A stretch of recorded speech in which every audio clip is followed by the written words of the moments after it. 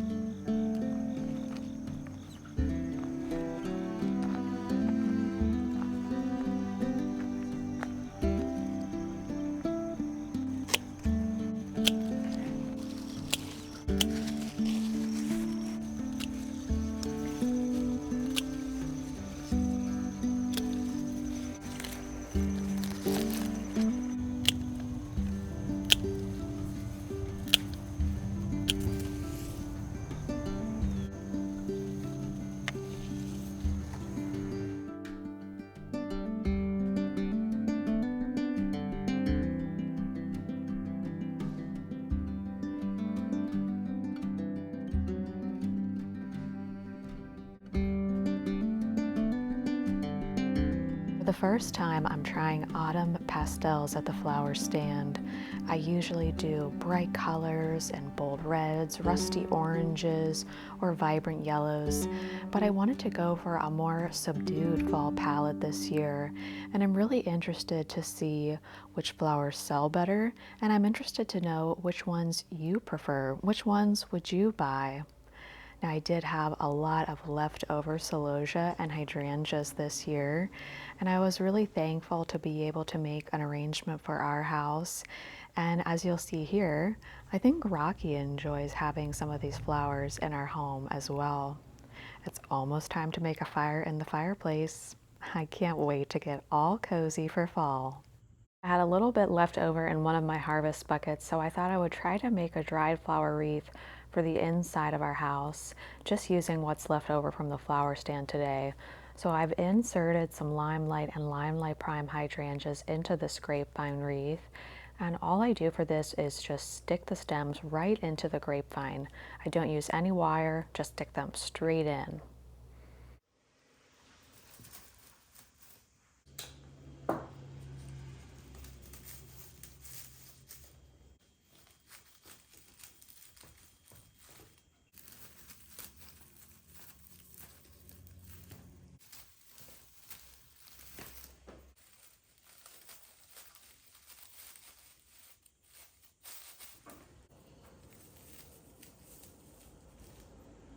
I'm really loving these beautiful antique pink fall hues. I think the pink and green just look so beautiful together. They kind of allude to fall without screaming fall. And I love making a wreath without any wire because it's just so simple to move things around when you're done. I think I see that we need something right there on the left-hand side of the wreath. So let me stick one more hydrangea in there, and then I'll shut the door and show you what it looks like from the outside of our home, because the color is a little more muted and brown inside our home right now. And the other great thing is I can just compost this wreath after I'm done with it. Just stick the whole thing in the compost pile or pull out the stems, keep the grapevine wreath, and reuse it over and over and over again. That's what I usually like to do. So what do you think? Do you like this design? Maybe we should add a pumpkin.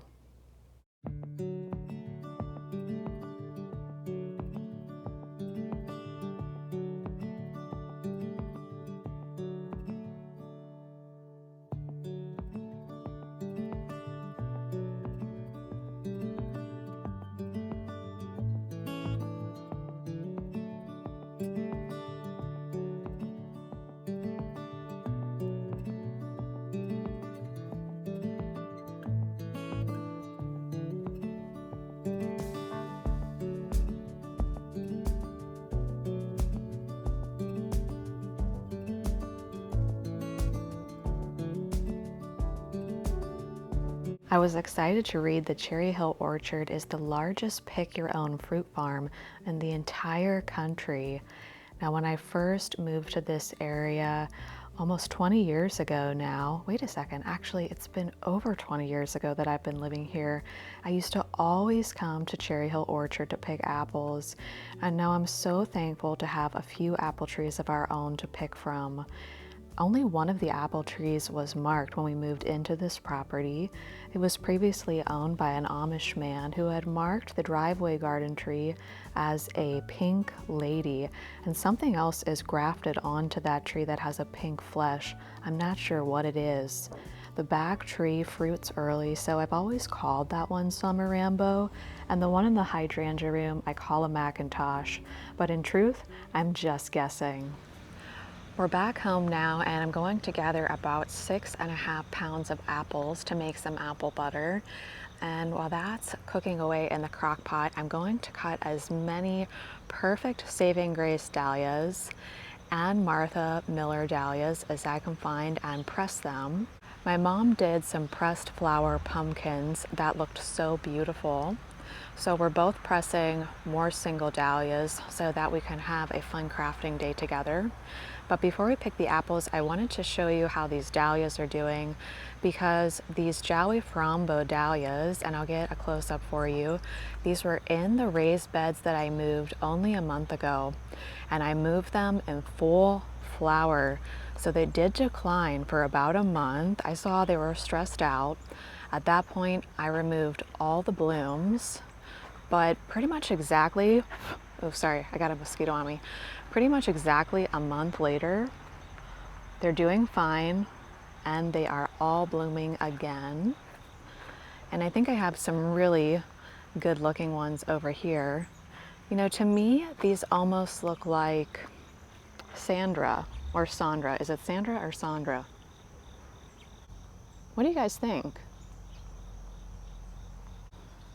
Oh, hi there, friend.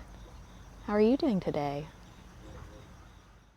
There are so many excellent books on floral design, but when it comes to finding inspiration for fall florals, I always turn to the book, The Flower Philosophy. Not only does it have beautiful designs, but it also has garden musings and poetry, and I'd love to read you an excerpt from this book as we work together. Summer is the season of abundance and of gratitude. For me, as we head into harvest, the weeks are filled with snippets from little yellow common praise songbooks, giving thanks for nature's gifts. This is a time of gathering berries from hedgerows and apples from the lawn. The earth is literally gifting. I have felt the strangest complications over this wealth of abundance. It won't last. I don't deserve it. I can't pay it back. This is the voice that stands on the shoulders of the deep feeler that perks up when something is pure and wonderful. It was not until I delved into the mysterious world of philosopher Alan Watts that my perspective began to shift, and I started to embrace the concept that as an apple tree apples, the earth must people. We are the very fruit of the planet.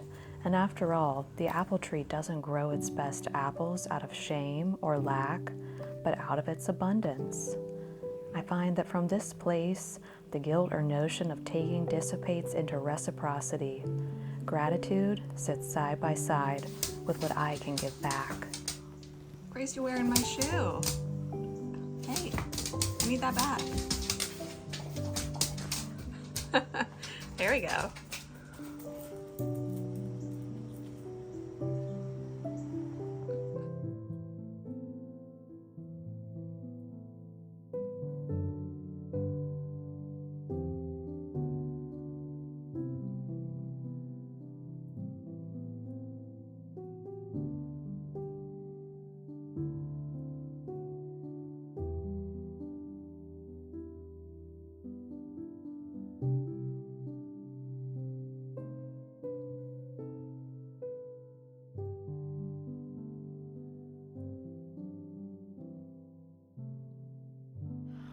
Well, friends, I think that brings me to the end of today's video. I'm going to be skipping the garden walk and talk for this week and resuming it probably as the September garden tour at the very end of the month. I'm wondering if I should use the old camera that I used to use for that garden tour and see if we can get better color and detail.